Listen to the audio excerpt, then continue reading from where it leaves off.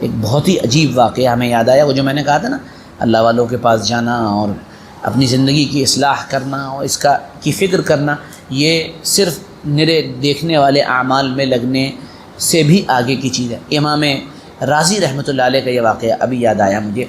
ان کے پیر تھے نجم الدین کبریٰ رحمۃ اللہ علیہ، بہت بڑے عالم تھے۔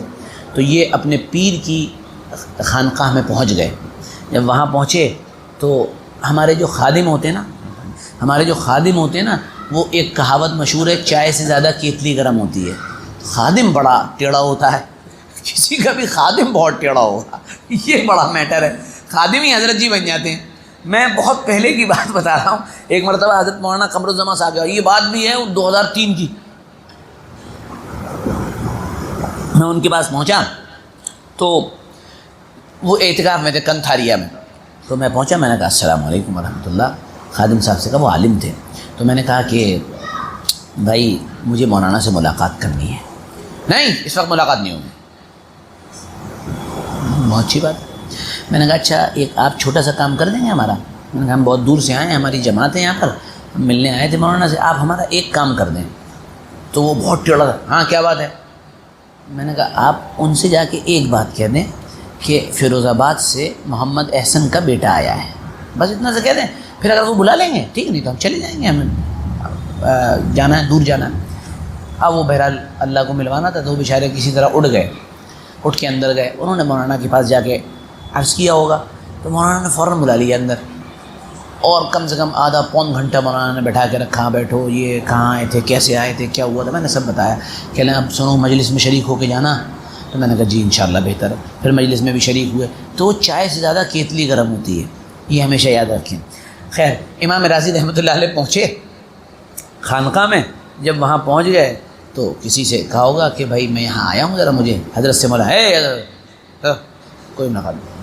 میں نے کہا ٹھیک ہے۔ یہ لوگ بے نفس لوگ تھے، قرآن کا اتنا بڑا خادم اور سچا خادم، 25-26 جلدوں میں جس نے قرآن پاک کی تفسیر لکھ دی، اور تفسیر بھی ایسی کہ میں آپ سے کہتا ہوں کہ آپ سب پڑھ لیجئے، اور پھر اس کے بعد خاص ہمارا جملہ ہے، پھر اس کے بعد بارگاہ امام راضی میں پہنچیے۔ ایک الگ جلوہ ہے قرآن کا، ایک الگ ہی بات ہے، کہاں سے وہ آدمی لاتا ہے، کیا علم دیا ہے اللہ نے۔ ایک ایک آیت کو ایسے کھولتے ہیں کہ حیران رہ جاتی ہے عقل کہ اللہ یہ کہاں سے لا رہے ہیں، یہی سمجھ میں نہیں آتا۔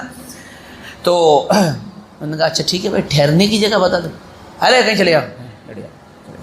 یہ بیچارے اپنے انہوں نے سامان اٹھایا، ان کو کہیں جگہ نہیں ملی، تو یہ وہیں بالکل مسجد کے کونے پہ جہاں استنجا خانہ تھا وہاں قریب میں جا کے انہوں نے بستر ڈالا اور بیٹھ گئے۔ اچھا، ہر مرید کو کام دیا جاتا تھا، تمہیں کام کرنا ہے۔ انہوں نے کہا کہ میرے ذمے بھی کوئی کام لگا دیں۔ کہا کہ استنجے کے ڈیلے بناؤ، چلو ٹھیک ہے بھائی، استنجے کے، اب امام راضی استنجے کے ڈیلے بنا رہا۔ آپ سوچئے، آپ اندازہ کریے کیسی بے نفسی تھی، کیا حال تھا، یعنی پہلے سے اصلاح شدہ، لیکن جا رہے ہیں اب ڈیلے بنا رہے ہیں استنجے کے۔ اسی بیچ جو ہے وہ ایک بڑا عیسائی عالم تھا اس علاقے کا، اس نے اسلام پر اعتراضات کیے، قرآن پر اعتراضات کیے، اور وہ اعتراض لے کر جو ہے اس نے کہا کہ اس کا اگر کوئی جواب دے دے میں مسلمان ہو جانے کو تیار ہوں۔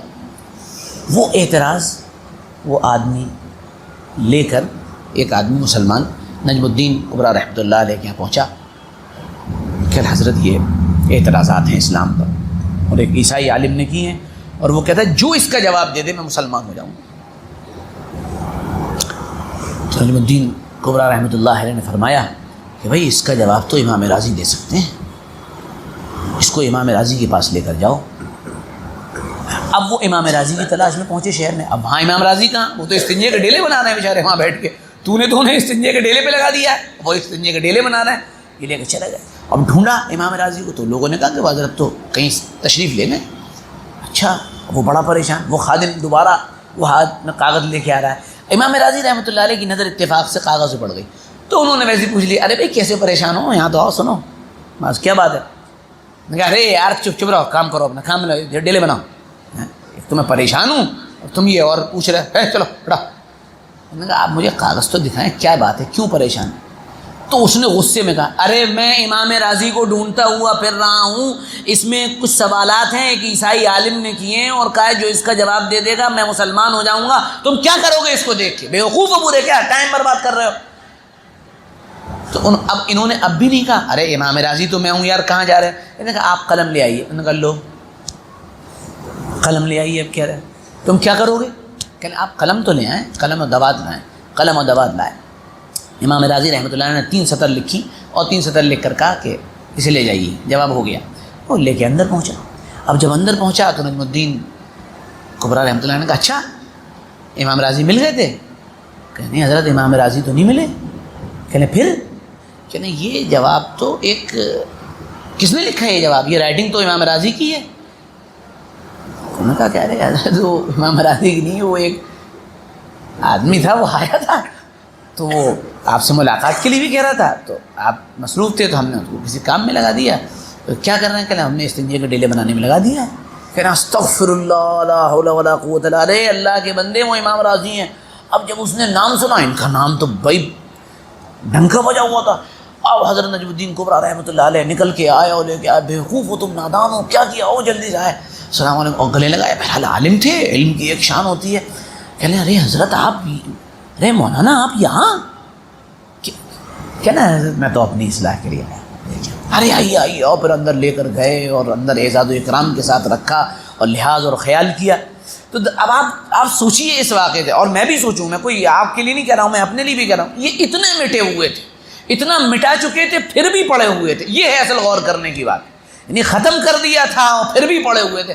یہاں تو تکبر کے پہاڑ ہم اپنے ساتھ لیے ٹہل رہے ہیں, انا کے اور عجب کے پہاڑ کیا بوجھ سے بھی اوپر ہمالیہ ہمارے ساتھ جو ہے چل رہا ہے, اور ہم پھر بھی اپنے آپ کو یعنی اصلاح کا محتاج نہیں سمجھتے. حقیقت یہ ہے ہم میں سے ہر آدمی کو, مجھے, آپ کو اپنی اصلاح کی ضرورت ہے, اپنی کمیوں پر نگاہ کی ضرورت ہے, اور کسی اللہ والے کے پاس جا کر مسلسل اصلاح لینے کی ضرورت ہے کہ آپ بتا دیں, جو معمول بتائے اس کو کریے, پابندی سے کریے, لگے رہیے, قرآن پڑھیے, سمجھیے, اچھی طرح سمجھیے اور سمجھنے کی کوشش کریے. یہ مولانا سید صادق قاسمی سبھی طرح کے دینی بیانات, دین اور دنیا کے تمام مسائل اور تمام موٹیویشنل بیانات سننے کے لیے مولانا سید صادق قاسمی یوٹیوب چینل کو سبسکرائب کریں.